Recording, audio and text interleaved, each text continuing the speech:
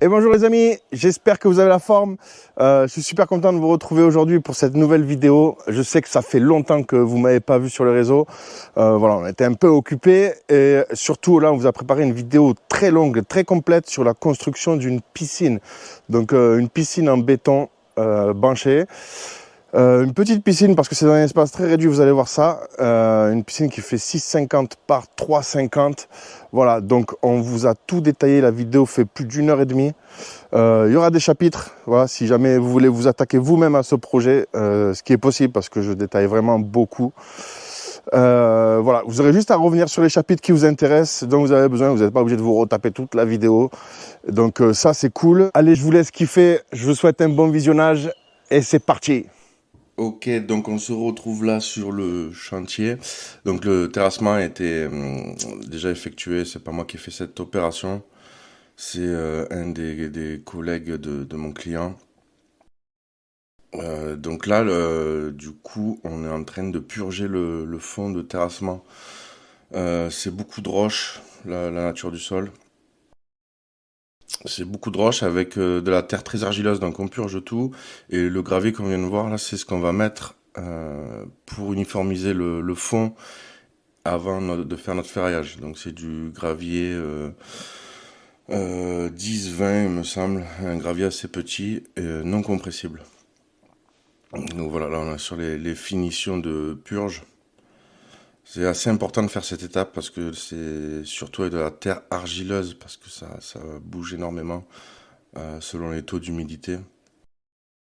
Donc là c'est parti, donc on prend la pelle, vous avez vu, hein, c'est pas la mienne, c'est celle de mon collègue. Euh, donc on envoie ce gravé dans le fond. Malheureusement, l'espace est trop réduit, on peut pas faire le tour du trou avec la pelle. Donc on est obligé de déverser comme ça et finir d'étaler à la main dans le fond de la piscine. Bon, ça se fait quand même assez bien et puis là la piscine n'est pas non plus énorme donc ça va, c'est pas trop une punition quand même. Donc voilà, on arrive quand même voilà, à reculer un petit peu, mais on peut pas faire le tour.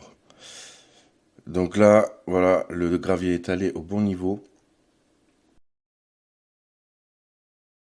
On fait un peu le tour pour que tout le monde se rende compte. Vous voyez là, la nature du sol, c'est des grosses roches imbriquées les unes dans les autres, avec une couche de terre entre chaque couche de roche. Donc là, quand même un petit coup de plaque, voilà, pour juste fermer le dessus du remblai. Je rappelle que c'est incompressible, donc il se compresse pas. Là, on fait juste ça pour avoir une surface propre avant de mettre la ferraille.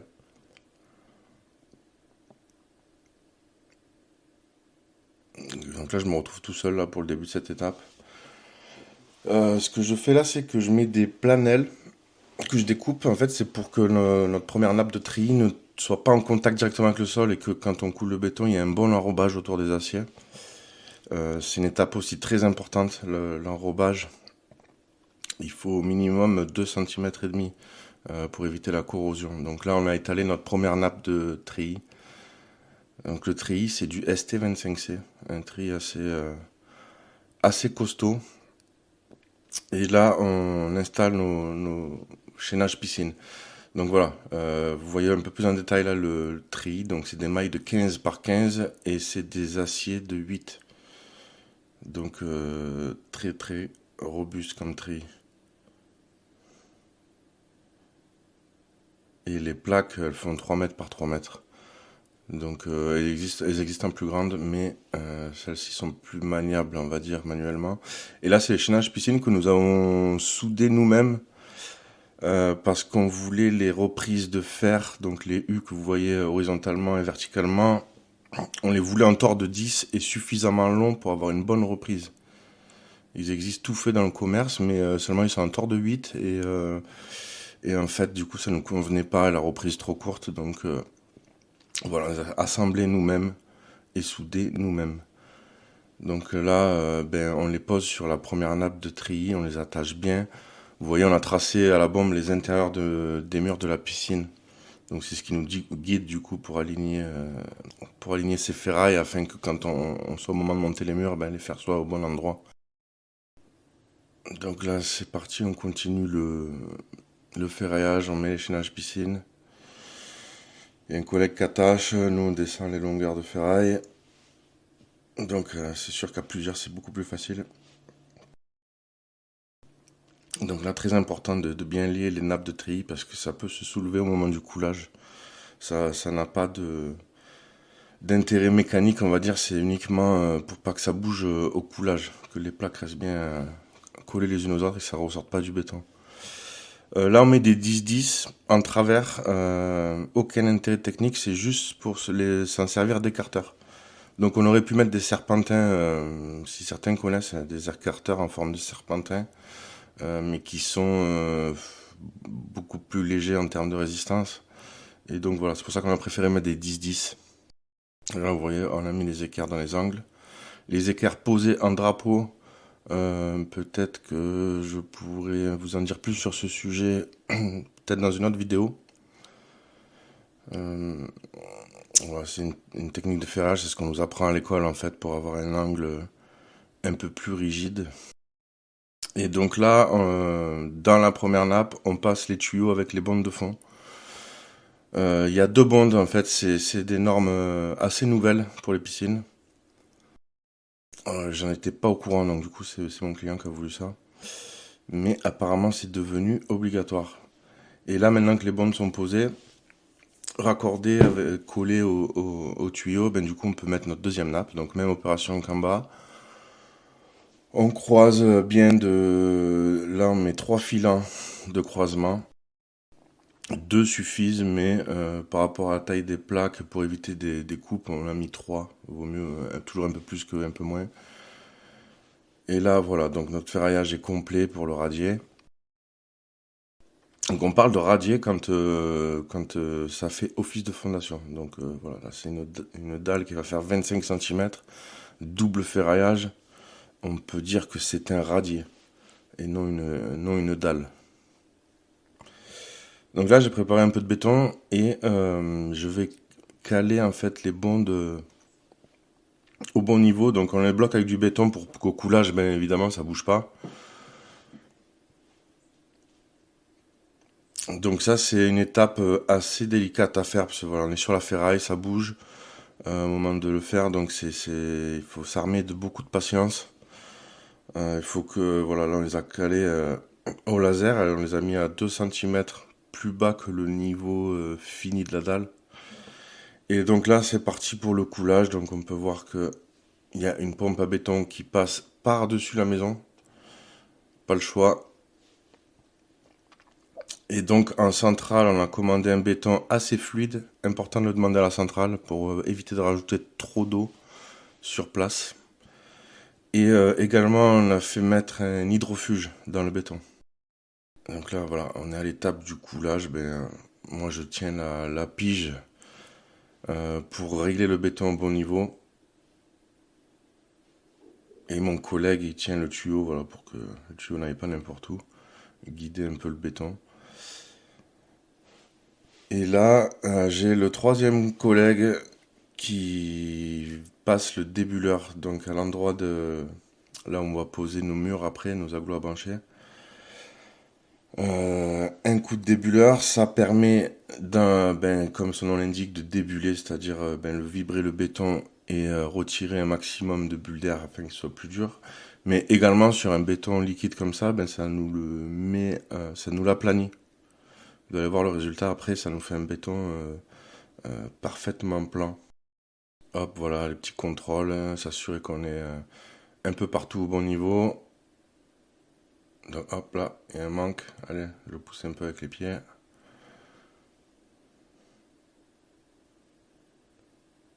Donc quand on travaille un béton liquide comme ça, moi personnellement je ne travaille pas à la règle. On se fait une moyenne de niveau avec le laser et quand on passe le débuleur et la lissarde, vous allez voir qu'on va passer la lissarde. C'est un appareil un petit peu différent du débuleur mais c'est le même principe. Donc voilà la lissarde en question. Donc voilà, pareil, on vibre, on recule doucement tout en vibrant et comme le béton est suffisamment fluide, et du coup il se met de niveau tout seul. Voilà pourquoi c'est inutile de tirer la règle. La règle, on l'utilise plutôt pour des bétons beaucoup plus fermes. Et quand vraiment on doit gérer des pentes ou des trucs comme ça, ou faire une chape prête à carreler. Mais là, sur un béton fluide, voilà, on le travaille comme ça va très bien, et le résultat, à la fin, vous allez voir que c'est nickel.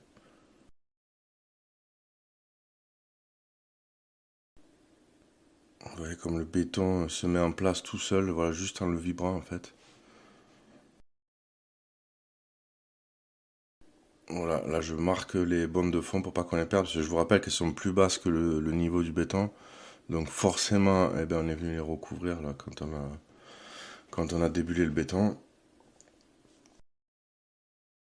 Donc là j'essaie d'arranger, mais en fait on va se rendre compte que ben, le béton est encore trop liquide. Donc on va le laisser comme ça, et on va y revenir une fois qu'il aura commencé à faire sa prise, de manière à faire une forme de pente, un peu comme un entonnoir tout autour de la bande. Hop, je finis par un passage de la lissarde en travers pour pouvoir sortir du radier sans faire de marque de pas.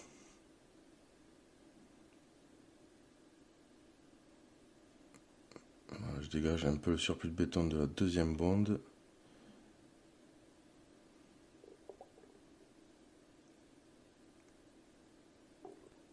Ouais, moi je suis sorti de la dalle, et là je sors la lissarde, hop, tout en vibrant pour pas que ça me fasse une marque, pour pas qu'elle fasse comme une ventouse et vienne me faire une marque en sortant.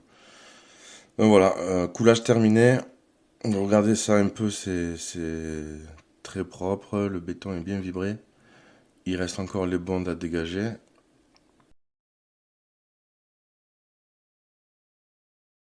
Les ferrailles n'ont pas bougé.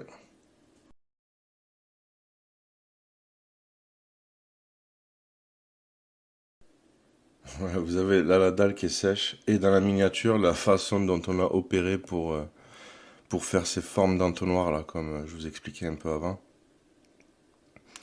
Du coup ça fait un point bas, comme ça le jour où on veut vidanger la piscine, et ben naturellement l'eau ira se diriger dans ces coins, enfin, vers ces entonnoirs là qui sont plus bas que le reste de la dalle.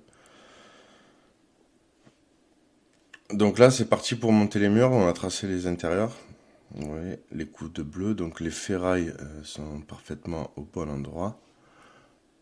Et donc là, c'est parti pour les agglos à brancher. Donc ces agglos-là se posent à sec.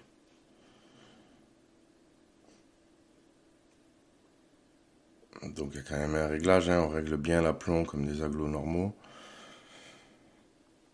Donc là, voilà, on les empile avec les ferrailles en attente, bien au milieu des agglos. Et petite particularité, je ne me sers pas des blocs d'angle, surtout pas pour une piscine. Je vais vous expliquer un peu plus loin pourquoi. À chaque rang, vous voyez, on pose les ferrailles horizontales, il faut surtout pas les oublier. Ça m'est déjà arrivé de voir des gens qui montent les agglos, qui veulent aller tellement vite et qu'ils oublient d'avoir mis les ferrailles horizontales. Donc ça, pour les mettre après, c'est mort. Donc il faut vraiment les mettre à chaque rang.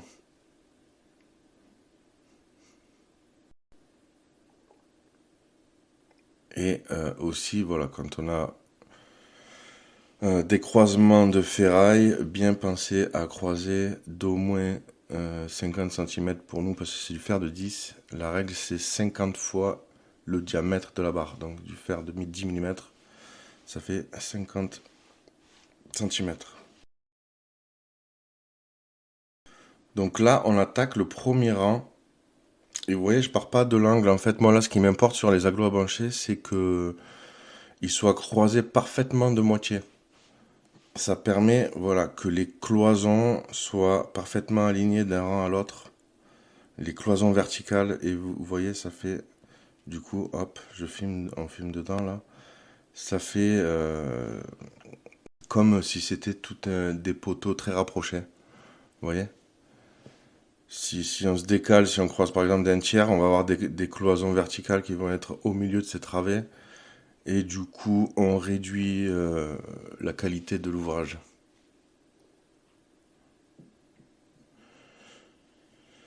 Et donc, ben voilà, c'est pour cette raison que je ne mets pas de bloc d'angle.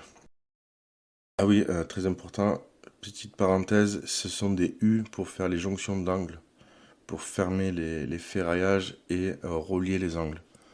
Voilà, ça c'est une technique que j'utilise pour faire les piscines.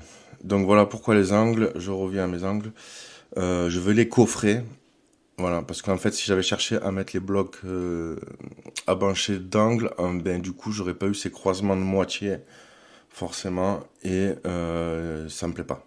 Voilà, donc moi je coffre, comme ça j'ai mes murs qui sont optimisés au niveau de la qualité et des angles pleins.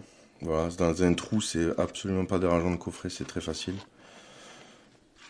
Et là, petite astuce, des petits plots de colle. Donc ça c'est une colle à carrelage tout à fait basique que je fais un peu ferme. Et en fait, ça vient me caler mes agglos, comme les agglos à bancher sont pas parfaits et qui sont posés à sec, qu'il n'y a aucun mortier de réglage. Voilà, je me sers de ça et en plus ça les rigidifie, donc un peu moins risque de casse au moment du coulage.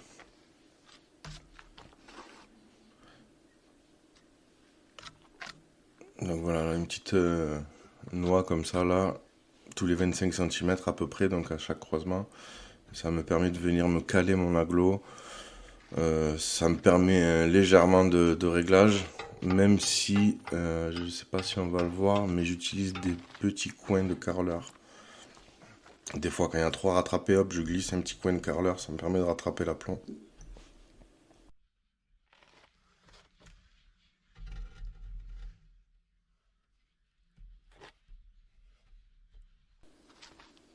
Donc là, ce qu'on voit casser, en fait, c'est que certains aglos n'ont pas l'encoche pour les ferrailles, parce que justement, ce sont ces aglos-là en question qui sont destinés à faire des angles.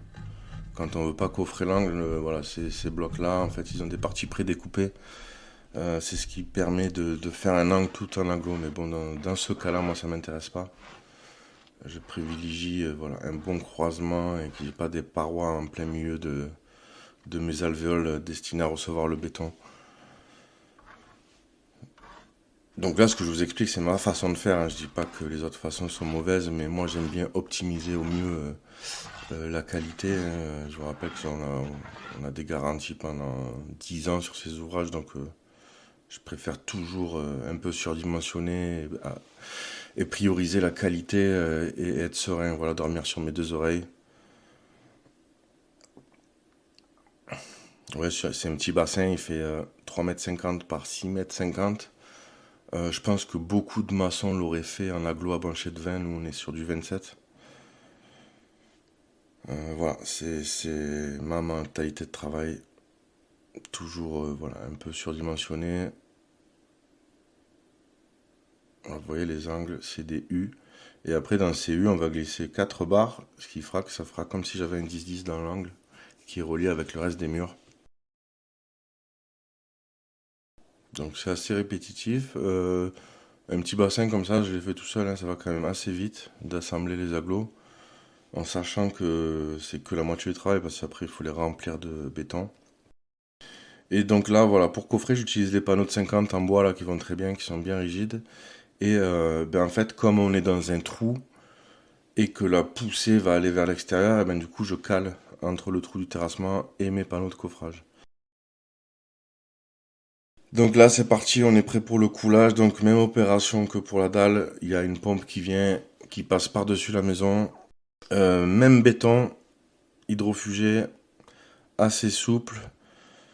Vous voyez, on a coffré les arrases aussi en même temps, comme ça. Voilà, tout est plein, ce sera prêt ce sera à hauteur de margelle.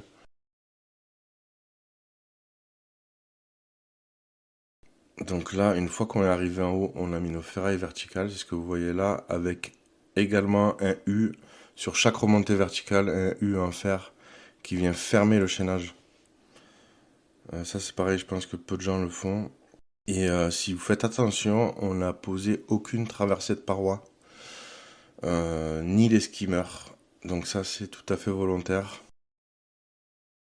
Donc voilà, moi pour ma part, je pose pas les pièces à sceller ni les traversées de paroi avant coulage. Simplement parce qu'un béton liquide comme on l'emploie là va faire du retrait en séchant. Et souvent il y a des problèmes dans les piscines parce que sur les pièces scellées, en fait, le béton a fait du retrait en dessous.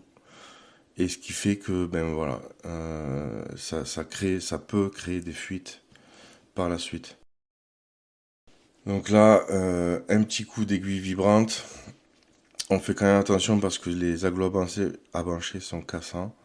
On les mouille surtout pas avant coulage parce que ça les fragilise encore plus. Donc voilà, étape importante mais assez délicate. Donc on rentre l'aiguille, voilà, tac et on remonte. On reste pas insister sur un endroit parce que sinon ça crée trop de pression, ça peut casser les agglos au moment du coulage. Et ça c'est vraiment, ça arrive hein, mais voilà, c'est vraiment du coup chiant quand on est en plein coulage et qu'il y a une paroi d'agglo qui pète.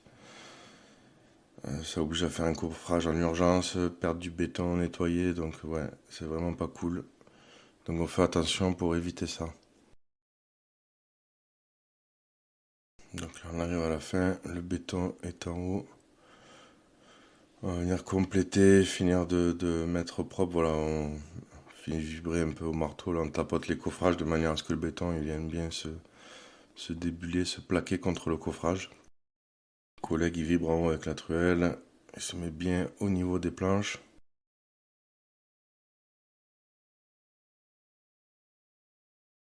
Donc là-bas, on me voit dans le fond, là, on a un peu un surplus de béton, donc je le mets dans le trou qui sera remblai par la suite. Et voilà, coulage terminé, ça s'est bien passé. Hop, le pompiste a vidé un peu son béton là dans ce trou. On voit un peu les calages que j'ai fait pour tenir les angles. Ça, ce sont les réservations pour les futurs skimmers.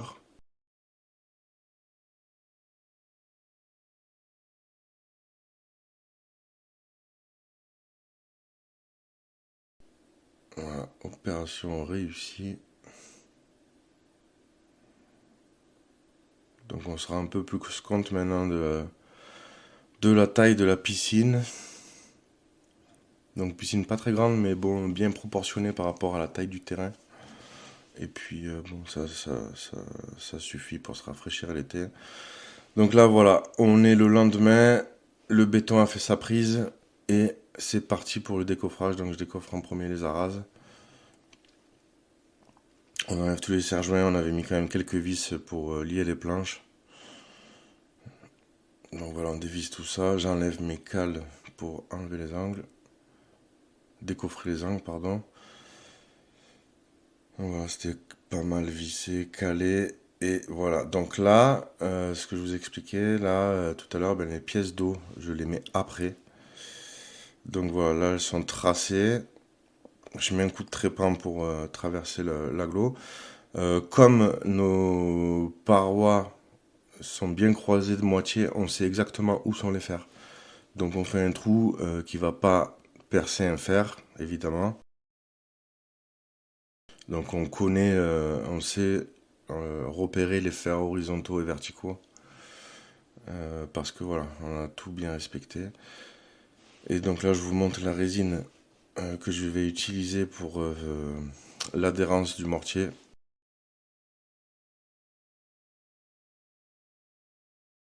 Donc ça, c'est le mortier. Attention, c'est un mortier un peu spécifique que je vais utiliser pour sceller mes traversées de parois. Donc c'est du Sika 612F. C'est un mortier fibré de réparation de béton. Donc un mortier très résistant, fibré. On fait pas ça avec un mortier classique. Il est également hydrofugé ce mortier. Donc avant de sceller, vous voyez, c'est un peu humide, donc j'ai un peu humidifié pour enlever toutes les poussières. Là, j'applique la résine d'accrochage. Il faut faire très attention avec cette résine, beaucoup de gens l'utilisent de la mauvaise manière.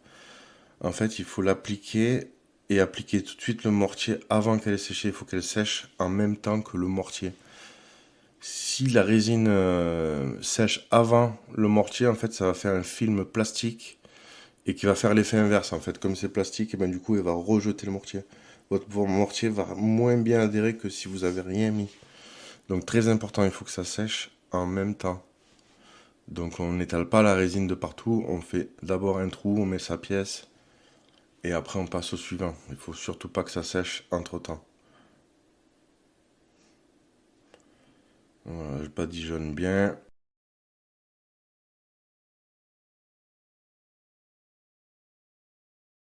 Donc j'envoie un peu de mortier, vous allez voir, ces pièces-là, il y a une technique spécifique pour les sceller.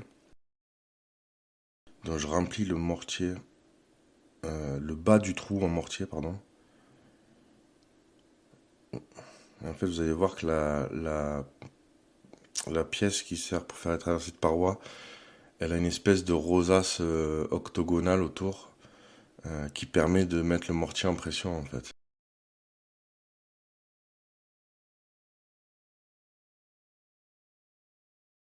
La pièce, je l'ai badigeonnée également de résine avant de la mettre. Vous voyez la petite rosace? Donc là, je la rentre juste avant la rosace. Je vais bourrer de mortier. Et quand je vais pousser la pièce, la rosace va mettre le mortier en pression en fait. Donc hop, je rentre bien, je remplis bien le dessus avec ce mortier. Ce mortier est un mortier qui sèche un peu plus vite qu'un mortier classique. Vous voyez, très foncé, je pense que c'est du ciment noir qu'il y a dedans. Donc il sèche assez vite, donc il faut être quand même assez vif pour sceller. Hop, je commence à rentrer là, je me rends compte que j'en ai pas mis assez.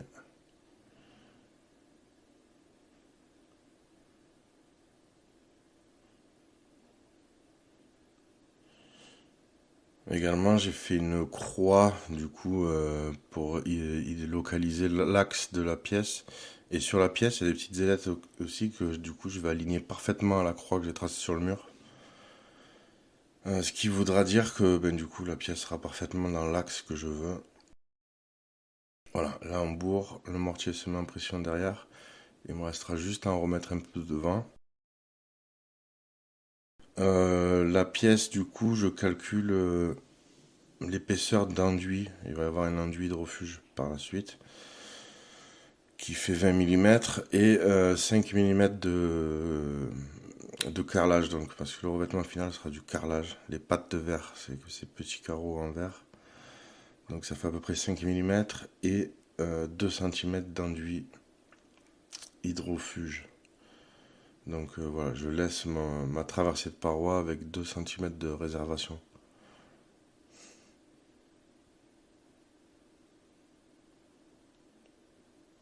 Hop là, je la aligne, qu'elle soit bien à l'axe.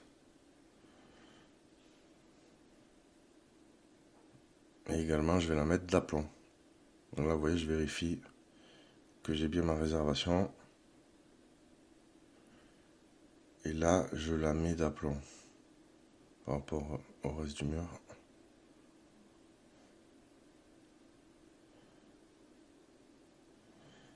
Donc ce réglage-là aussi, c'est-à-dire la réservation et l'aplomb, si j'en avais mis les traversées de paroi avant le coulage, ça aurait été beaucoup plus compliqué d'avoir un réglage précis. Donc voilà, aussi un autre avantage de les mettre après.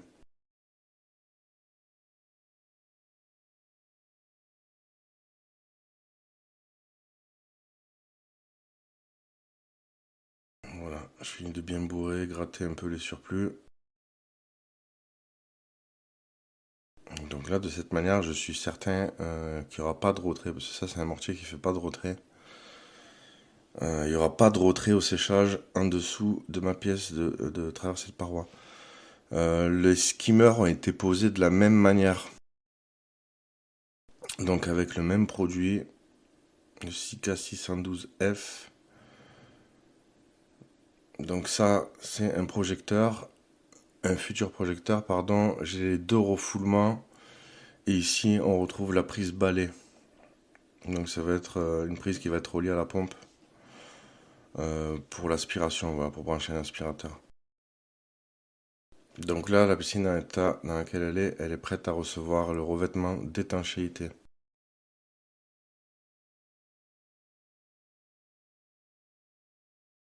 Donc là, ça c'est du ciment tout à fait classique. Ça va être pour faire La gorge, par contre, je vais y mettre de l'hydrofuge dedans. Donc l'hydrofuge, c'est la même résine que tout à l'heure qui m'a servi pour l'adhérence. Elle a deux fonctions. Bon voilà, très important aussi, du sable de rivière, pas du concassé.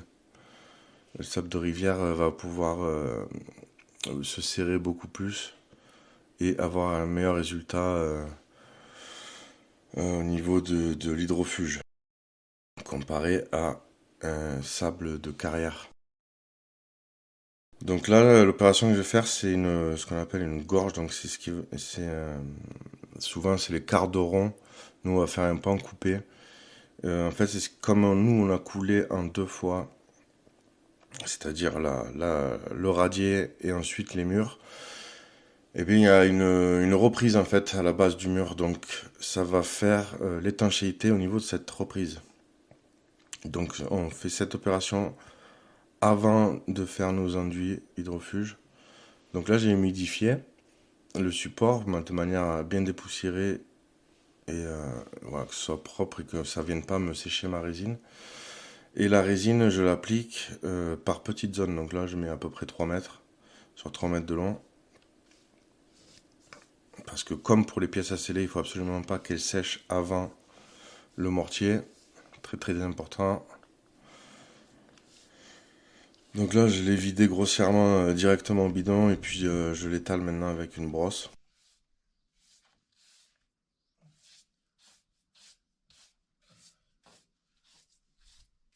Je voulais vous montrer en fait de la manière dont je fais la forme de cette gorge. En fait, malheureusement, j'ai pas pu tout vous filmer. La caméra a chauffé parce que là, bon, du coup, on était au mois de juillet, je vous rappelle. Donc, j'ai pas pu vous filmer de la manière dont j'ai fait le pan coupé. En fait, j'ai fait un petit gabarit avec la forme.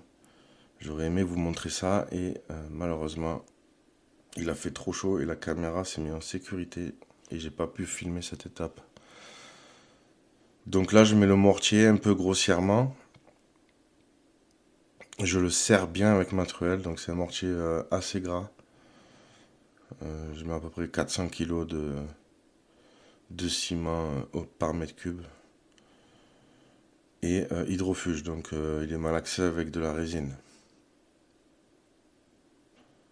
Voilà, je fais tout le tour et en fait je le mets un peu grossièrement et quand il tire après je passe mon gabarit, mais malheureusement vous n'allez pas pouvoir voir ce gabarit. C'est un petit gabarit en bois que j'avais fait avec la forme à 45 degrés. Et là, du coup, je vous présente ma petite pompe Imer. Donc c'est une machine à projeter électrique qui va très très bien. Donc ça me permet de faire la façade et ça me permet également de faire les enduits de piscine. Donc la machine ne malaxe pas, c'est pour ça qu'elle est sous la bétonnière. C'est la bétonnière qui va malaxer. Et ça, c'est l'enduit du coup qu'on va utiliser. Donc moi, c'est une première, j'avais jamais utilisé cet enduit. Donc c'est du Lanco Imper 221. Voilà, je vous laisse lire la fiche. C'est parfaitement adapté pour faire des cuves étanches et des piscines.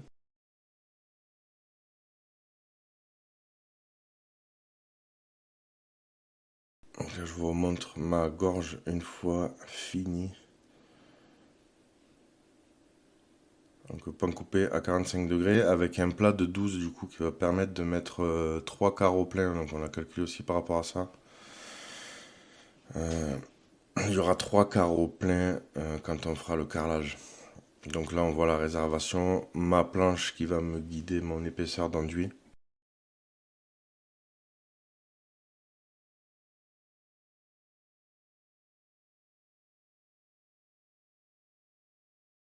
Hop, la bonne réservation sur les traversées de parois. Et donc là c'est parti. Je commence à projeter l'enduit de la même manière que pour faire de la façade. Bon, seulement là, moi, c'était la première fois que j'utilisais ce produit. Ça se comporte pas du tout comme de l'enduit de façade. Donc beaucoup plus pénible à travailler. Les grains sont quand même assez gros. Il y a des granules là, assez gros dedans. Donc ça se fait, mais voilà, ça ressemble plus à un mortier Donc un mortier traditionnel que vous pouvez faire vous-même à la bétonnière, qu'un enduit de façade. Donc ça se travaille un peu différemment, c'est un peu plus dur à travailler après par la suite pour le régler. Et surtout, je vous le rappelle, voilà, les températures étaient assez élevées, donc pas les conditions optimales pour utiliser ce produit. Donc là, je fais des boutins assez réguliers, donc c'est pour gérer l'épaisseur d'enduit. Donc c'est le même principe que pour de la façade. Et là, je viens commencer à le dresser.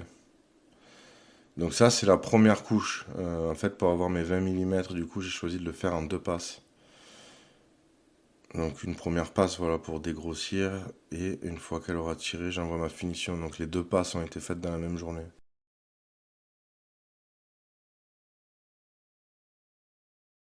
Donc là, je le serre autour des skimmers à l'aide d'un platoir. Parce que les couteaux, du coup, c'est un peu délicat à passer. Voilà, là, il a tiré. Donc j'enlève toutes les côtes. Les côtes, c'est ces petits surplus là que je suis en train de gratter.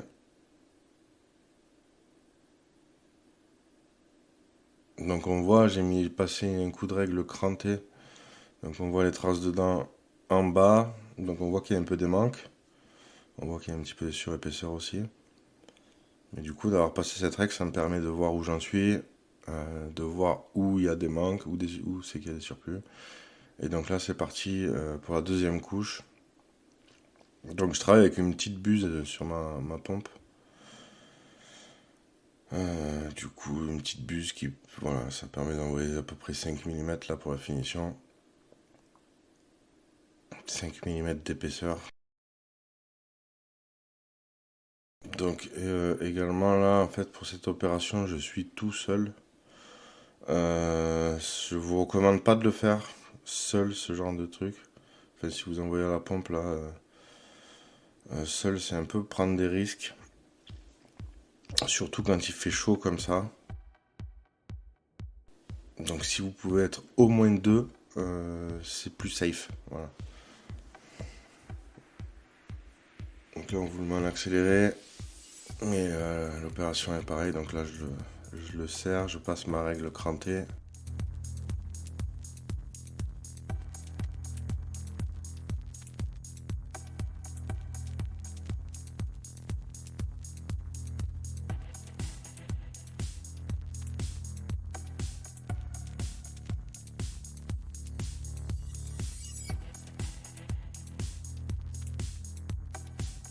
Ouais, la texture vraiment de cet enduit là, c'est assez particulier. On dirait vraiment un mortier traditionnel. Et là, du coup, ben, j'y mets un coup de taloche sur ma couche de finition. Donc, taloche éponge, et vous voyez, ça se comporte pas du tout comme un enduit de façade. Il faut vraiment voilà, aller insister pour gommer les imperfections. Il y a toujours de la petite retouche à faire que la taloche ne rattrape pas. Il a vraiment, ouais, vraiment cet enduit, je pense, de très bonnes performances au niveau technique, mais à employer, c'est vraiment beaucoup plus délicat qu'un enduit de façade classique.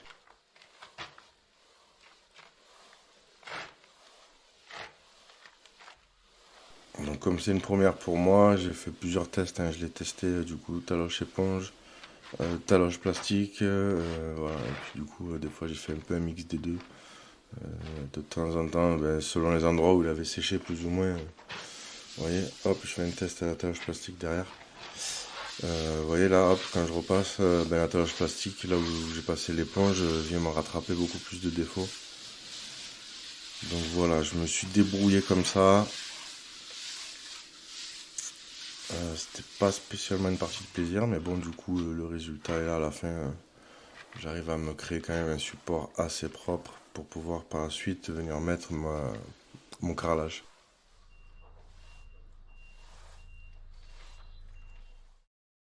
Donc voilà le résultat.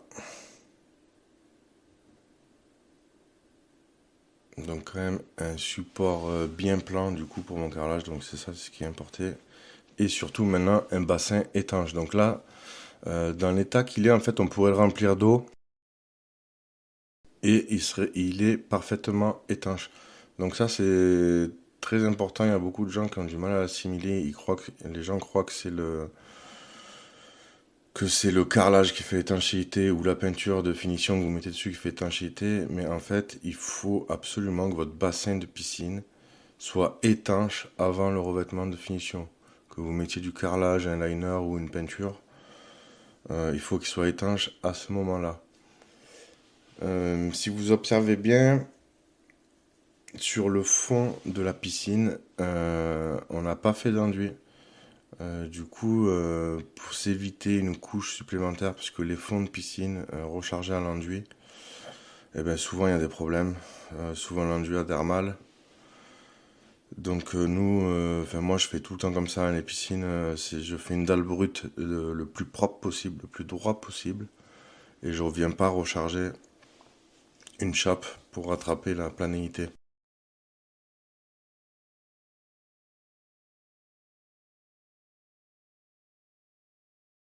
Et on fait pas d'escalier, et on va faire une banquette. Parce que c'est une piscine qui est pas très profonde. Donc voilà, c'est ce que je m'attelle à tracer. Donc une banquette qui va être au niveau un peu en dessous des refoulements. Et du coup, en fait, ça fera qu'une seule grande marche. Donc c'est le client qui a voulu ça, du coup ça fait moins d'encombrement pardon, dans la piscine qu'un escalier. Un escalier, ça aurait avancé beaucoup trop loin dans l'eau et ça aurait fait perdre beaucoup de place.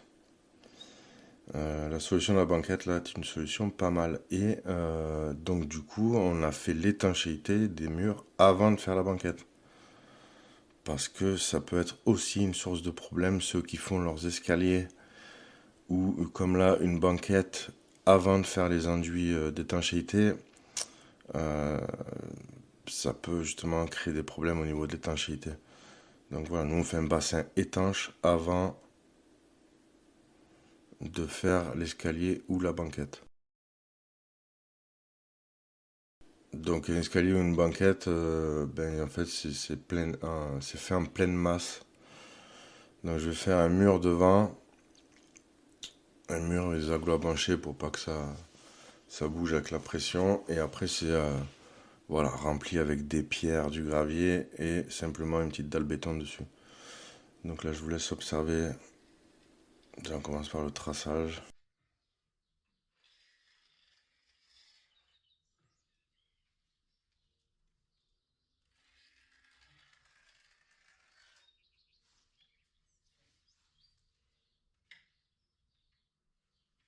Donc là, je trace avec mon niveau, mais j'ai quand même fait des repères au laser. Je suis pas en train de reporter tout le tour au niveau. C'est pareil, c'est pas une bonne idée de faire ça. On pourrait perdre quelques millimètres d'un côté ou de l'autre.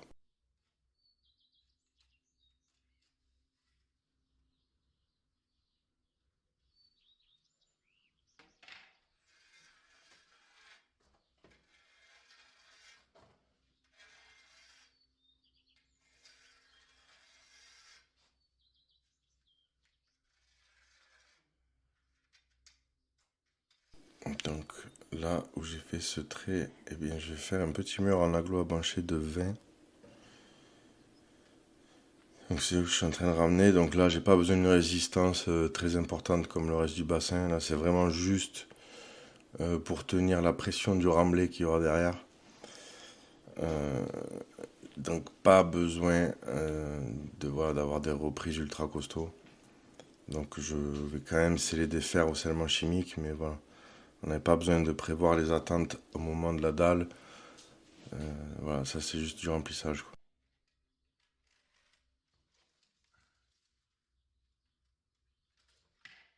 Donc là, je suis en train de reporter l'angle de la gorge pour pouvoir le plaquer contre le mur, faire cette encoche là le plus proprement possible.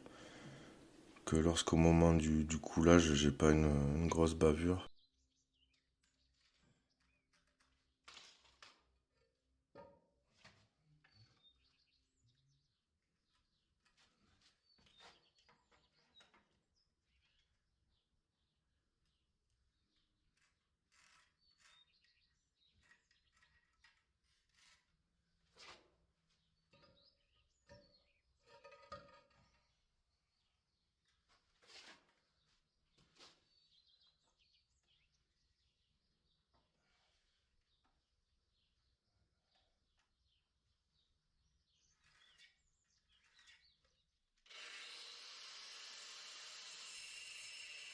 Je sais ce que vous vous dites, peut-être que les EPI là c'est un peu limite. Vous savez, j'aurais dû mettre des lunettes, surtout que là, la disqueuse elle a pas de cache. J'ai pas de chaussures de sécurité. Alors moi j'ai beaucoup de mal avec les chaussures de sécurité, vraiment je les mets vraiment quand voilà, je suis dans de la démolition ou des choses comme ça parce que je les supporte très mal. J'ai pour l'instant pas trouvé de chaussures suffisamment confortables. Ou alors je les mets ponctuellement, voilà. Je les ai avec moi dans la voiture et puis si je sens que c'est risqué, ben je vais travailler avec, mais travailler toute une journée avec des chaussures de sécurité aux pieds, c'est assez compliqué. Si vous avez des refs de chaussures de sécurité confortables, je veux bien que vous me les donniez. Mais j'en ai essayé plein de modèles et puis je finis toujours par les lâcher parce qu'elles me font trop mal.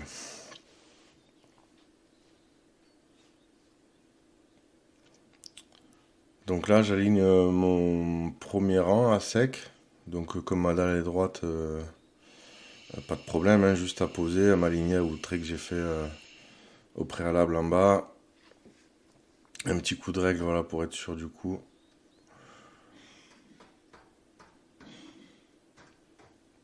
Et du coup, je vais venir percer après, par-dessus les alvéoles, pour mettre mes attentes verticales.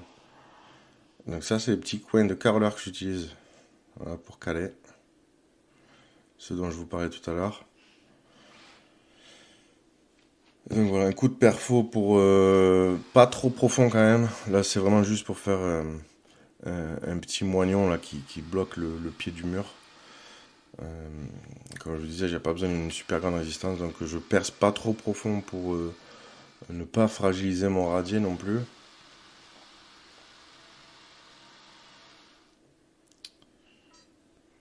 Et là, voilà, je me prépare mes petites attentes.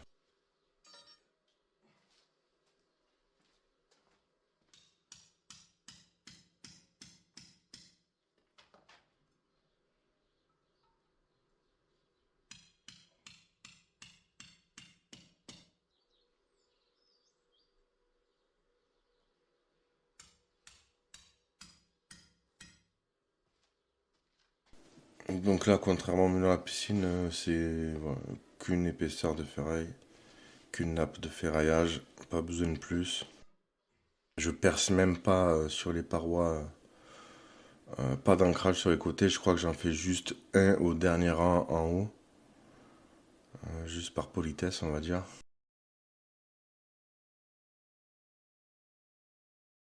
Et en fait voilà, je mets mes barres verticales en les laissant dépasser parce que du coup je vais les recourber après. C'est ce qui fera mon ferraillage sur la partie supérieure de cette banquette. Donc là vous pouvez voir du coup le remblai qu'on a mis. Donc on a mis des grosses pierres et on a comblé avec le gravier le 10-20 là qu'on a utilisé pour le fond de piscine.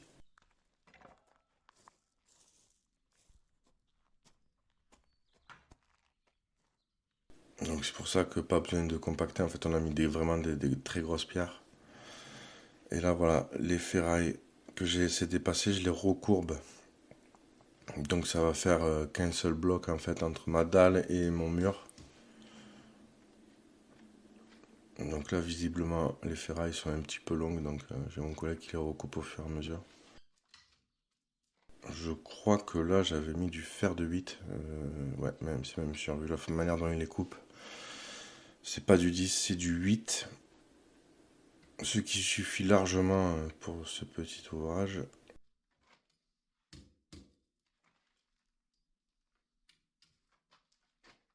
Donc voilà, toutes les barres sont pliées. Je me suis bien assuré qu'elles soient en dessous de mon trait de niveau final. Et là, je remets des barres en travers de manière à me créer comme un treillis soudé, on va dire. On complète avec les petits morceaux qui manquent, avec toujours le bon croisement au niveau du recouvrement des aciers. Donc petit rappel, 50 fois le diamètre de la barre. Donc là on est sur du 8, donc 40 cm minimum Si c'est plus, c'est pas grave. Hein. Vaut mieux plus que moins.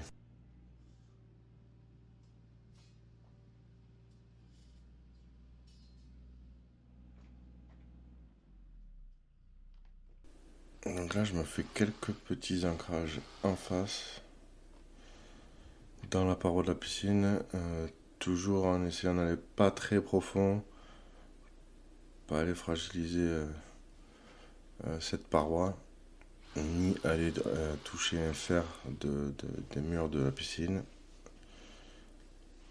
Donc voilà, avec mon perfo, je perce, c'est vraiment juste pour faire comme en bas de la dalle un petit moignon pour pas que ça glisse.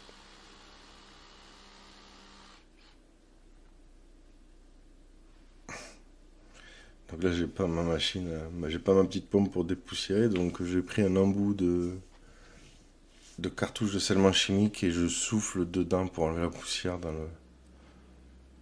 le trou. Voilà, on se débrouille toujours comme on peut, il y a toujours des solutions.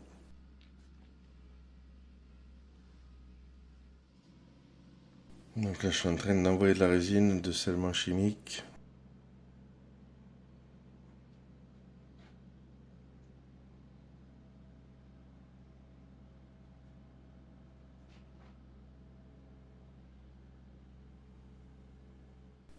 Je mets mes petites barres de reprise.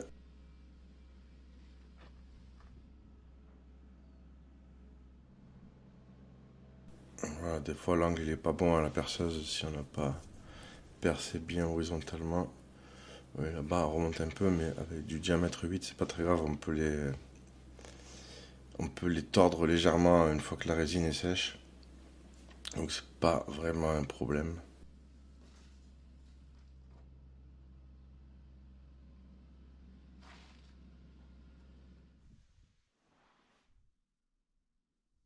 Donc là, j'attache à la tenaille. Donc j'avais dû perdre ma tirette.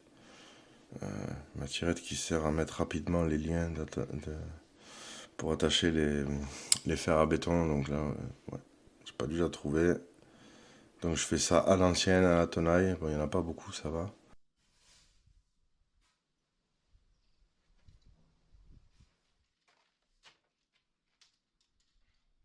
Quelques vérifications. Et oui, parce que en fait, je sais ce que je suis en train de faire là. On a prévu un quart de rond sur le devant de la banquette pour pas avoir un angle vif, agressif ou blessant. Donc du coup, un quart de rond sur toute la longueur. Vous allez voir du coup comment je vais faire. Là, je vais pas faire de gabarit. En fait, je le trace. Je trace mon quart de rond sur le mur.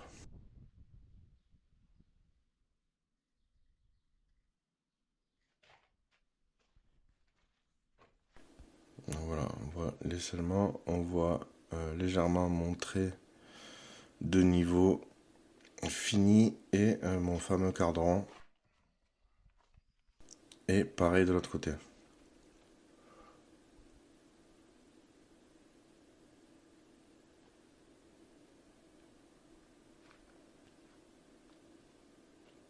Donc voilà, on peut envoyer le béton. Donc ça fait pas un gros volume, hein, étant donné qu'on a tout remblayé. On a quand même une dalle d'une quinzaine de centimètres d'épaisseur. Donc là, contrairement au radier de la piscine, eh ben, ici, là, j'emploie un béton beaucoup plus ferme.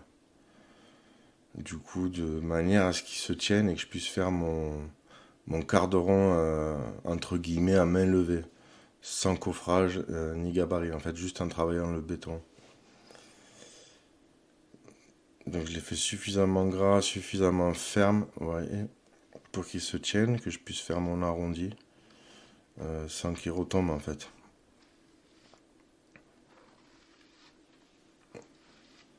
Donc là, c'est une manière totalement différente de tout à l'heure de travailler du béton. Donc là, c'est pour ça que là, on ne le vibre pas, on le règle, on le taloche de manière à le serrer en surface.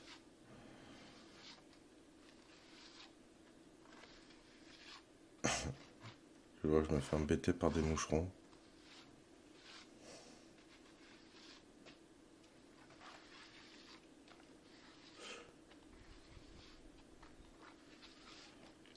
Ces moucherons là, ils sont pénibles. Ils arrivent toujours dans des moments où on est concentré sur un truc.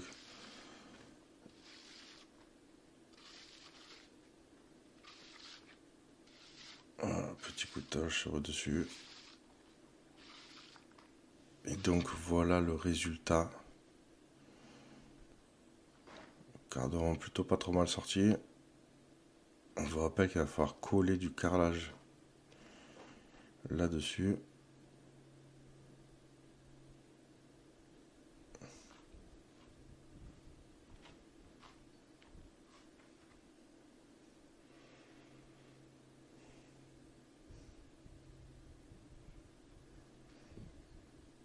Voilà, dites-moi ce que vous en pensez en commentaire. Ce quart de rond est bien ou est pas bien?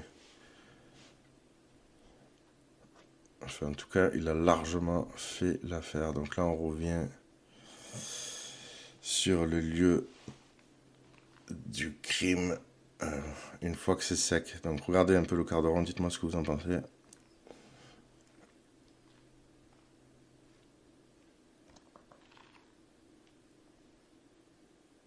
Allez, un petit coup de propre, un petit coup, voilà, devant, je refais une gorge du coup qui me sert pas à l'étanchéité, mais du coup, comme cette gorge, elle sert pour l'étanchéité, mais elle sert également à faciliter la montée de parois pour les robots de piscine.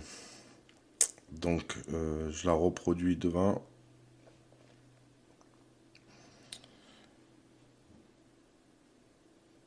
Et là, je me fais un petit raccord d'enduit. Donc c'est le même, hein, mais sauf que là, du coup, je l'envoie à la main vu qu'il y a une toute petite surface. J'ai pas besoin d'être parfaitement étanche, mais bon, du coup, au moins, je me fais un support propre pour pouvoir faire ma finition.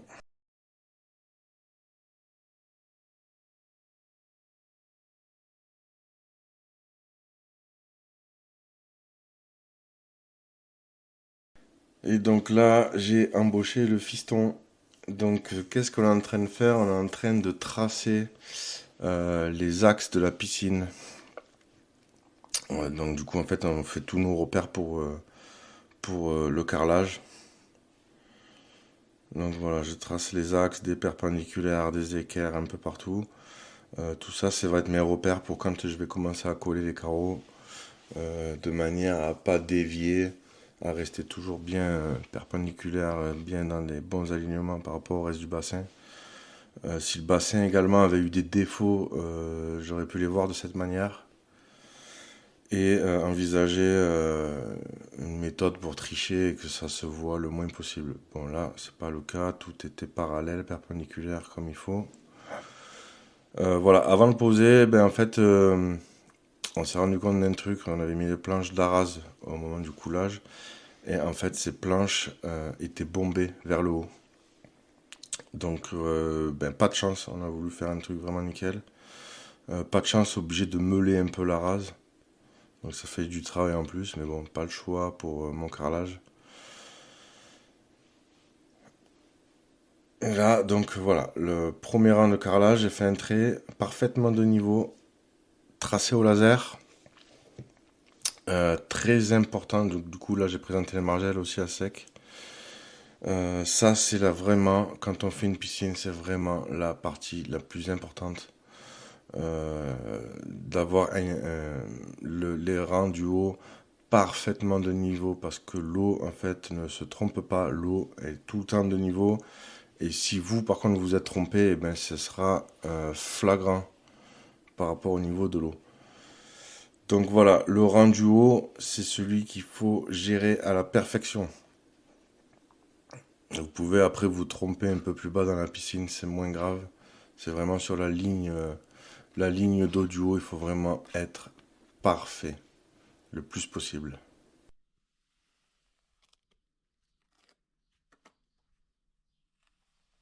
Donc là, colle flex, donc colle de bonne qualité. Pour ces carreaux-là, du coup, j'utilise un peigne de 8 mm, il me semble.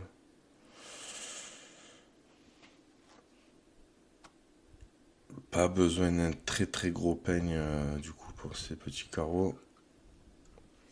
Donc ces mosaïques là, ils se présentent par plaque de 30 par 30 environ. On ne les pose pas un à un à ces petits carreaux, heureusement, parce que sinon on ne verra jamais la fin.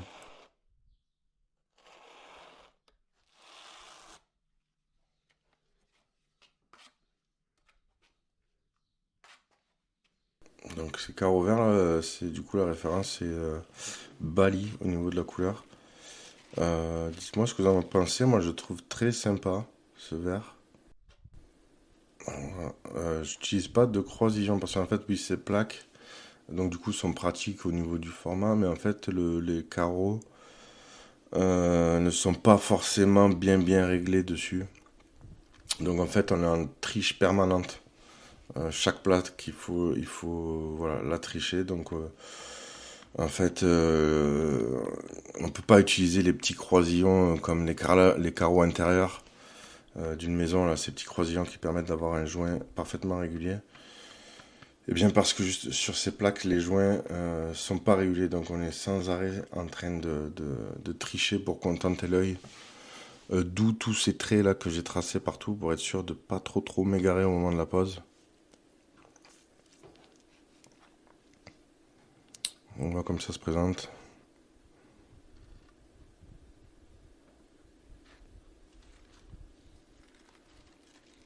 Et donc moi, là, ce qui m'importe, c'est voilà, c'est d'être aligné parfaitement au trait que j'ai fait en bas. J'ai tracé le dessous de la plaque.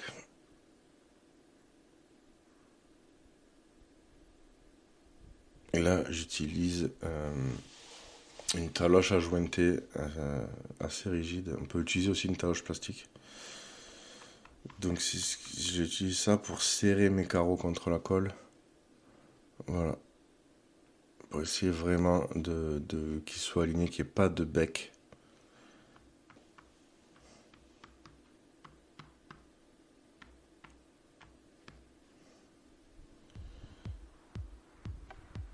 Donc voilà, première étape, je fais toute la périphérie de la piscine, le plus de niveaux possible. C'est vraiment voilà, une piscine réussie, vraiment c'est ça en priorité qu'il faut gérer du mieux possible. Le niveau des carreaux qui sont au niveau de la ligne de flottaison, la ligne d'eau de la piscine.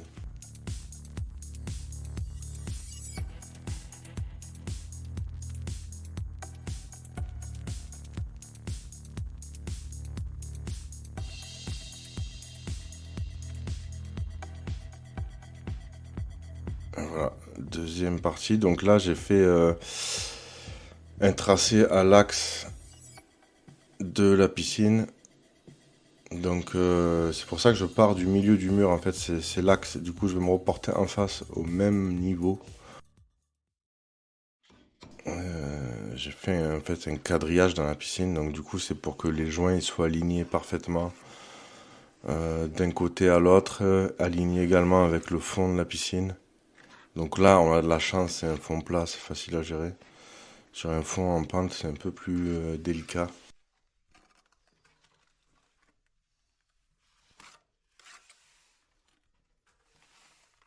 Donc là, pareil, comme pour l'enduit, comme il fait chaud, ben du coup, j'emploie la colle sur, on va dire à peu près environ 1 m².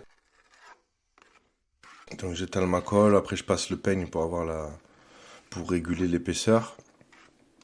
Mais j'en étale pas trop, qu'elle sèche pas non plus, qu'elle reste bien collante avant que je mette mes carreaux, ça c'est important quand il fait chaud aussi. Si on est trop gourmand, le temps qu'on pose les carreaux, la colle peut commencer à sécher et du coup, ben, en fait, elle colle plus quoi après.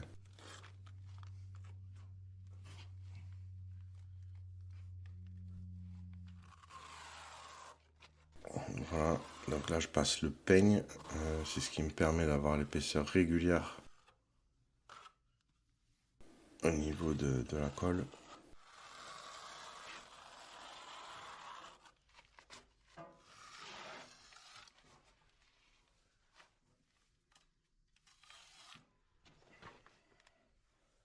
Voilà, comme je vous disais, pas de croisillon. On triche au mieux. Vous voyez, il y a des petits défauts Enfin, là, carrément, la plaque elle est descendue sur la gauche. Bon, je pense que je vais m'en rendre compte et je vais la remettre.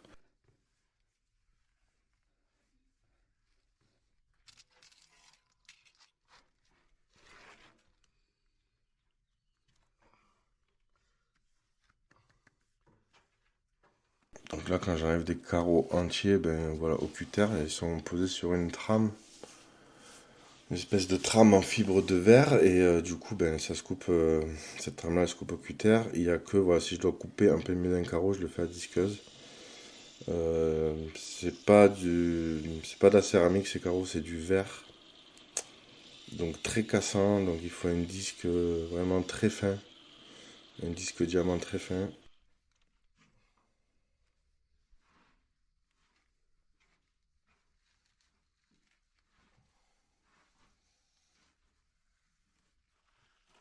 Donc là, on voit une fois que j'ai posé.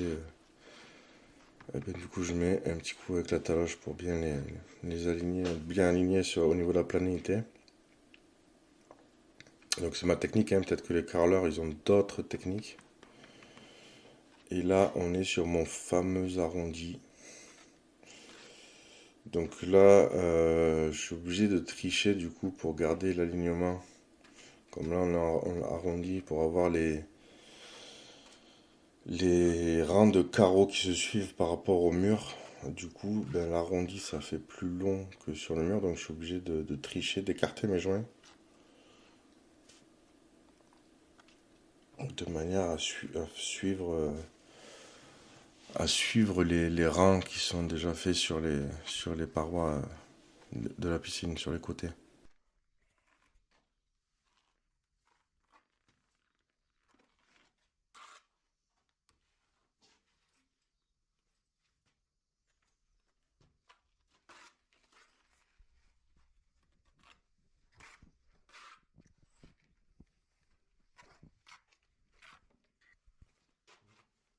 Petit coup de peigne.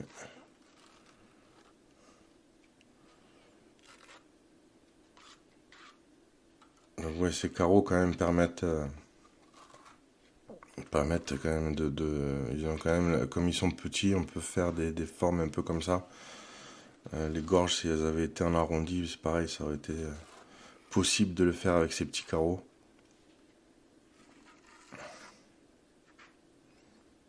Donc là, du coup, pour tricher les joints, mais j'étais obligé de les séparer par, comme on voit là, hein, il y a deux lignes, deux rangées de carreaux, deux par deux, comme ça, le joint intermédiaire, je peux l'écarter.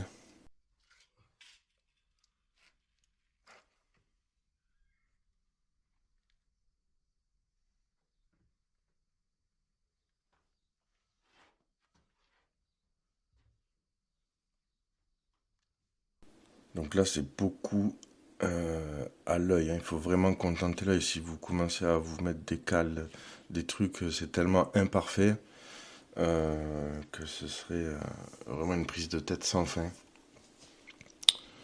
Donc voilà, très important, contenter l'œil. Donc là, je suis en train de retracer à l'aide de mes mini équipiers le fond de la piscine. Donc on l'avait déjà tracé au tout début de l'implantation des carreaux. Mais en fait, à force de marcher dessus, à force de balayer tout ça, ça s'était un peu effacé. Donc avant d'attaquer le fond, je retrace. Et là, c'est parti. Donc comme pour les murs, je pars depuis mon tracé, donc mon axe de piscine, de manière à être parfaitement aligné avec les murs. Donc là, je pars du centre vers les bords. Toujours dans la logique que s'il faut tricher, eh ben, on triche contre un mur. Dans la gorge, là, du coup, ça c'est ce qui est le plus discret. Dans notre cas, on est assez quand même assez bon au niveau des alignements et tout ça du bassin, donc il n'y a pas à tricher. Et là, du coup, ben, vous voyez en détail la découpe d'autant une bande de fond. Donc je pose ma plaque et je me sers de l'enjoliveur de la bande, ce qui va venir finir une fois que le carreau sera sera posé. Je m'en sers donc de gabarit pour tracer. Et là, je m'attaque à la coupe avec la disqueuse, donc avec un disque diamanté très fin. Et j'y vais très doucement parce que voilà, je vous rappelle que c'est du verre et que c'est super cassant. Donc pour pas avoir les petits carreaux qui s'éclatent, il faut vraiment y aller doucement.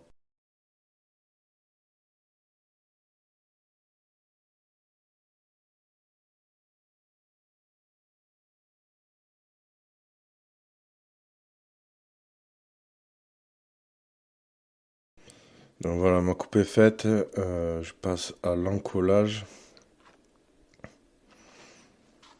Donc, autour de la bonde.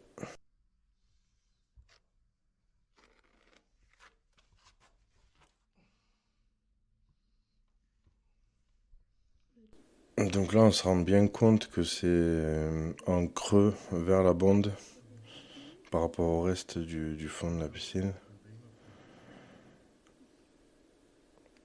Donc c'est très bien, c'est ce qu'on voulait. Comme ça, le jour de la vidange de la piscine, les eaux ben, naturellement iront vers là. Et il n'y aura pas d'eau stagnante, ou pas beaucoup du moins. Et donc là c'est parti, on continue la pose des carreaux. Comme je vous disais au début, on avait calculé le plat du pan coupé là, de la gorge pour que ça fasse 3 carreaux pleins. Du coup, vous voyez, hop, ça fait pile poil les 3 carreaux. On n'a pas de coupe, donc c'est un gain de temps. Esthétiquement, je pense que c'est beaucoup mieux aussi.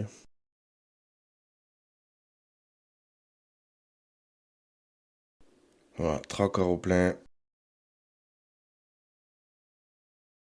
Donc, la conception d'un bassin, quand il y a ces prises de décision, c'est important d'avoir ces réflexions-là.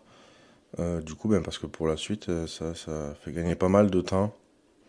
Vous imaginez si j'avais dû découper des longueurs entières de toute la périphérie de la piscine, ça aurait pris carrément beaucoup plus de temps. Donc la piscine est entièrement carrelée maintenant. On passe donc à la pose des margelles. Donc les margelles qui ne sont pas tout à fait des margelles à l'origine, ce sont des carreaux de ciment, donc des carreaux qui sont destinés à être posés sur plot. Donc c'est ça qu'on a redécoupé de la largeur qu'on voulait. Pourquoi ce choix? Parce que les plages autour de la piscine vont être faits avec ces mêmes carreaux. Donc c'est pour avoir vraiment une uniformité entre les plages par la suite et la piscine. Donc on est quand même obligé de les recouper, on ne peut pas les laisser en porte-à-faux. Parce qu'il faut qu'il y ait une dilatation au niveau de la paroi de la piscine. Donc on les a coupés à la largeur qu'on a souhaité. Et après, par la suite, du coup, quand les plages seront faites, donc ça ce n'est pas ma mission. J'essaierai quand même de vous mettre des images si j'arrive à voir la piscine finie. Mais l'idée, voilà, c'est que ça se fonde plage, piscine, voilà, sans que ça se fonde sans démarcation franche, on va dire.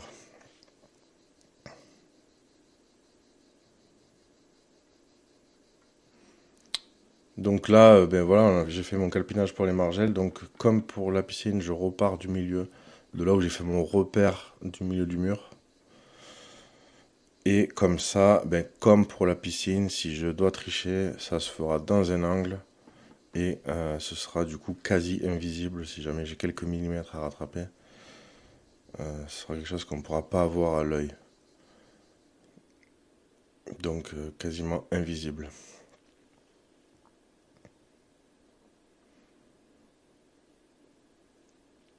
Donc chose très importante, comparé au petit carreau de la piscine, là on est sur du carreau grand format, donc à l'origine du 60-60. Là c'est nécessaire de faire un double encollage. Donc ce que vous voyez que je suis en train de faire, donc il y a de la colle sur le mur et de la colle sous le carreau. Pourquoi on fait un double encollage? Parce que les carreaux grand format comme ça, en fait, sont inévitablement légèrement bombés. Et si on veut voilà, une adhérence uniforme sous tout le carreau, ben, il faut faire un double encollage. Un simple encollage ne suffirait pas. Donc du coup, cette partie bombée ne viendrait pas adhérer à la colle en fait.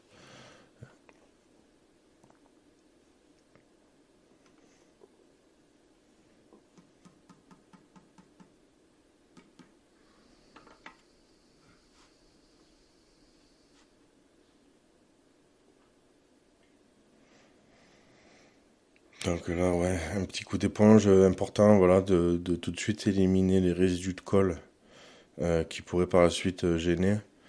Donc déjà la colle qui est sur les carreaux, ben, parce que après une fois sec, c'est un peu embêtant à nettoyer, et aussi la colle qui sera en surplus au niveau du joint. Puis du coup, voilà, tant que c'est frais, ça s'enlève facilement. Une fois sec, ça s'enlève, mais c'est plus la même histoire. Donc là, voilà, c'est parti. J'envoie toute la longueur. Vous voyez que j'utilise un cordeau, donc de même principe que pour un mur. J'utilise un cordeau du coup pour aligner mes margelles à l'intérieur. Et je laisse mes angles du coup, voilà, pour la fin. Comme ça, je fais ma coupe à 45 et si je dois tricher quoi que ce soit, ce sera dans cette coupe.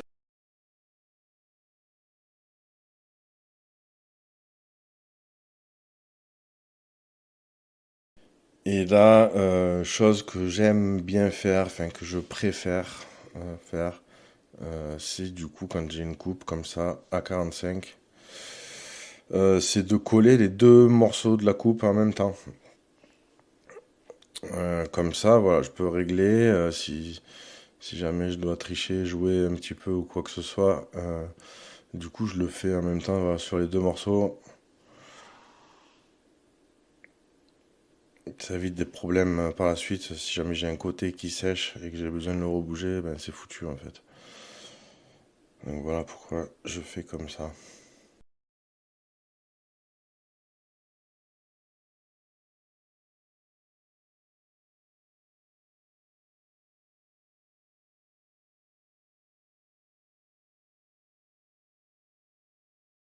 Donc le mur étant collé, maintenant je passe à la surface du carreau.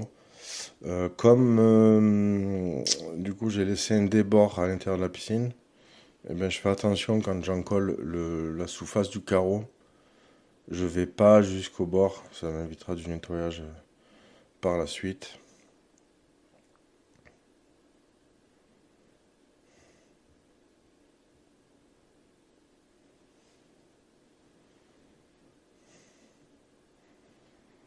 Les petits coups de peigne pour avoir la bonne épaisseur de colle, une épaisseur régulière, ça c'est important aussi.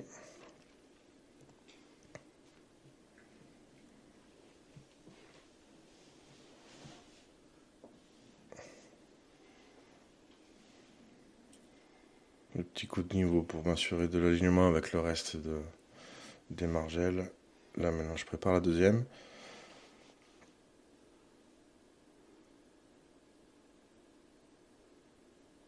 Donc là on est sur des carreaux à bord rectifiés, donc du coup très régulier au niveau des dimensions.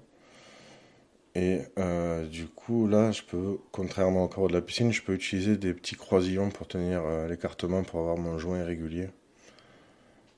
Chose que je recommandais pas pour les carreaux de la piscine. Là pour ces carreaux là par contre en revanche c'est quand même intéressant de les utiliser.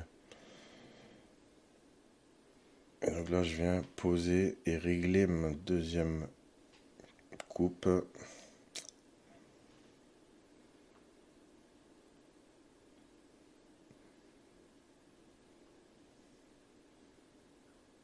Donc alignement sur le dessus. Le niveau là sur le côté. Voilà. Du coup tout est bon, donc voilà, j'enlève les résidus de colle.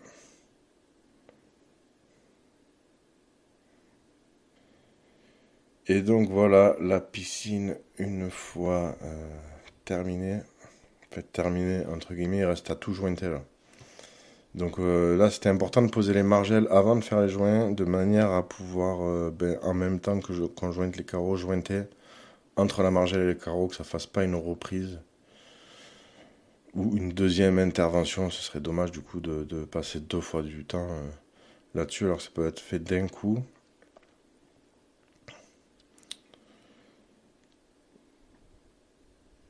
Donc là, on se rend bien compte voilà, du résultat. Là, on a quasiment le produit fini. Moi, j'aime beaucoup le choix des couleurs. Donc ça, c'est vraiment le client qui a voulu ces couleurs-là, et bien je trouve que ça rend vraiment pas mal du tout. Dites-moi en commentaire vous ce que vous en pensez. Je trouve que ça change quand même des piscines qu'on a l'habitude de voir. Ces piscines bleues ou blanches, là, du coup vert et gris, là, ça, je trouve ça vraiment pas mal.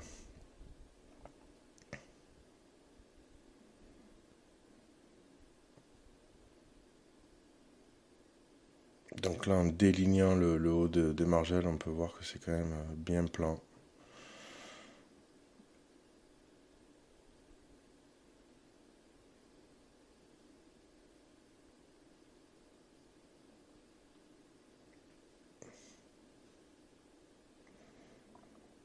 Donc là, le tour de la bonde est pas parfait, mais c'est pas grave. Comme je vous montrais tout à l'heure, il y a un cache enjoliveur qui va venir par-dessus. Donc on verra plus la coupe une fois tout fini. Et donc là, c'est parti pour les joints. Donc le produit utilisé, c'est du joint HR de chez Cermix. Pardon, je cherchais le mot. Donc la marque Cermix. C'est du joint haute résistance. Donc ce n'est pas aussi pénible que du joint époxy à mettre en place, mais c'est quand même quelque chose qui durcit d'un coup. Donc il faut quand même être vigilant. Là, vous allez voir que là, du coup, sur mon point de départ, je sais pas trop sur quelle surface employer pour pas me faire avoir. Donc je fais un test, voilà, dans ce petit recoin là de la banquette. Et du coup, je vais être fixé. Après, je vais savoir que c'était un petit peu trop.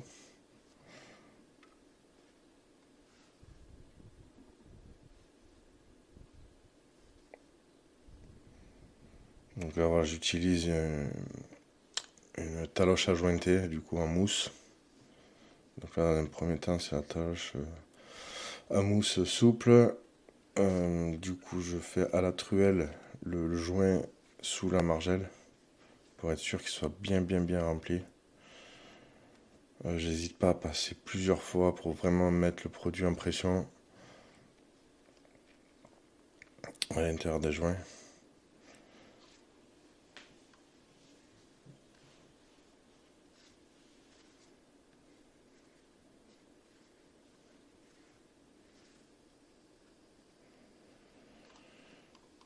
Et donc là, je commence à nettoyer avec une taloche éponge.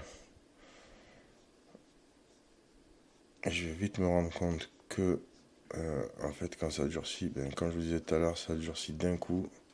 Et ça devient quand même très dur. Donc il va falloir que je fasse plusieurs passages pour bien mettre mes joints en forme.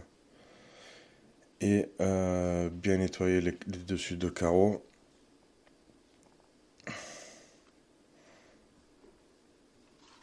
Donc là, je passe carrément avec une éponge abrasive pour bien nettoyer et je finis avec une petite éponge classique de maçon. Voilà, je cherche en fait la solution qui va être la mieux pour faire ça parce que, ben, encore une fois, c'est un produit que je n'utilise pas souvent, que je connais pas beaucoup. Donc voilà, petit temps d'adaptation. Les températures sont assez élevées dehors. Donc ça aussi, ça fait du coup que le produit est encore plus piégeux. Et là, on voit du coup la dernière zone là, que j'ai chargée. Du coup, j'y suis avec l'éponge abrasive parce que ça a séché un peu trop, voilà, pour le finir directement à l'éponge. Donc voilà, petit conseil, soyez très vigilants. Faites une toute petite surface quand vous faites ça pour voir comment se comporte le produit. Ne soyez pas trop gourmand parce que du coup ça peut vite se transformer en enfer pour le nettoyer.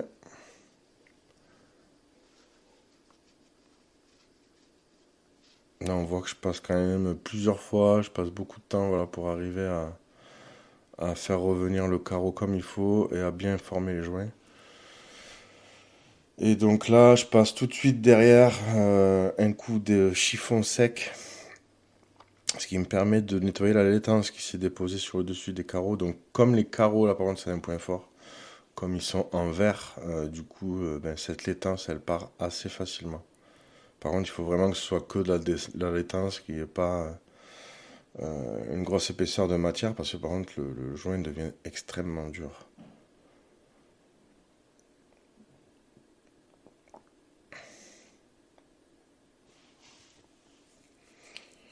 Donc là, je poursuis le chargement des joints.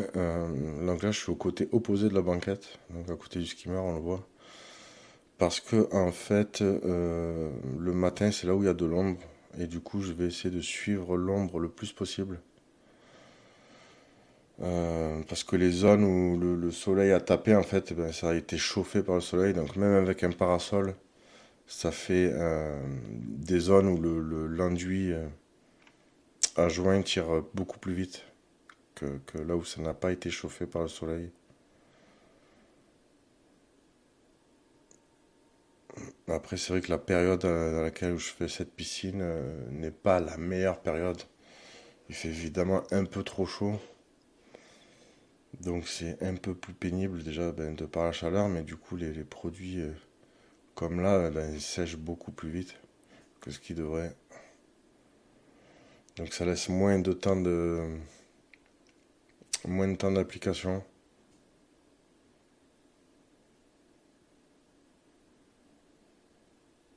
Donc là on voit que je passe bien plusieurs fois avec ma taloche en mousse. Plusieurs fois dans un peu tous les sens. Voilà, ça c'est vraiment pour m'assurer que le produit aille bien en profondeur dans les joints des carreaux. Parce que surtout quand il fait chaud comme ça, il peut se produire un truc, c'est que le produit soit qu'en surface. Et quand vous passez votre éponge, vous vous retrouvez avec un trou, parce que vous avez lavé le dessus, et comme le produit n'est pas allé en profondeur, ça reste en creux, ça vous fait revenir dessus pour le charger. Donc voilà, c'est pour ça que moi je vous préconise de bien insister, faire plusieurs passages, que le produit soit vraiment allé le plus loin possible dans les joints du carreau.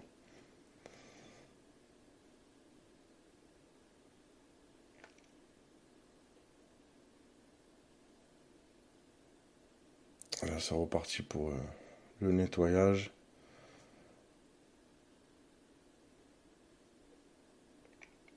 Donc l'éponge, que ce soit en taloche ou une petite éponge à main, quand on le passe au départ, il faudrait se mettre en diagonale par rapport au joint. Sinon, si le produit est encore souple, on risque de le creuser en fait. Et donc là, c'est pas le but. Là, il faut quand même garder pas mal de matière.